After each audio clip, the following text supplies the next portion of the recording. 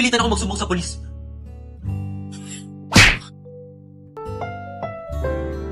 Ang susunod na programa ay rated PG. Ito ay nangangailangan ng patnubay at gabay ng magulang para sa mga batang manonood.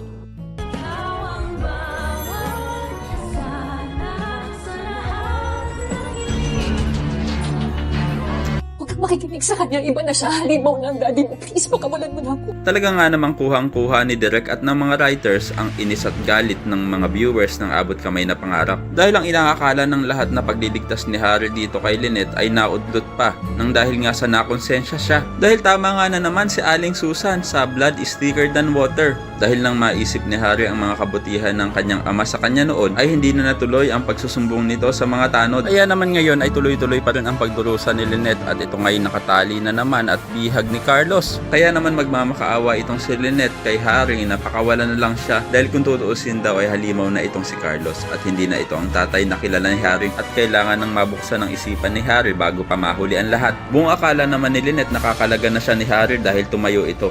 Pero pupunta lang pala ito sa kanyang ama upang pakiusapan ito na siya na mismo ang magpalaya sa kanyang asawa. Pero pag mamatigas nitong si Carlos na hindi niya daw pwedeng pakawalan si Lynette dahil pag ginawa niya yon ay tsak magsusumbong daw ito sa mga pulis at makakalaboso na silang mag-ama. Magtataka naman itong si Harry bakit siya dinadamay ng kanyang ama. Obviously, idadamay siya ni Carlos bilang accessory to the crime. Pero mukhang tuluyan na nakonsensya itong si Harry at kapag hindi pa rin daw pinakawalan ni Carlos ang kanyang asawang si Lynette, ay siya na mismo ang magsusuplong sa kanyang ama at wala na siyang pakialam kung makulong ito habang buhay. At dahil dito ay tila magdidilim ang paningin nitong si Carlos at makikita niya ang frying pan at makukuha niya ito at hihahataw niya ito sa ulo ng kawawang si Harry. Dali-dali namang bubulagta sa sahig itong si Harry at mawawala ng malay. Kaya naman ko isa ka rin sa mga umaasang sana hindi napuruhan itong si Harry at mabuhay pa ito ay pakilike ang video na ito and don't forget to subscribe. Thanks for watching and see you on our next episodes. Bye-bye!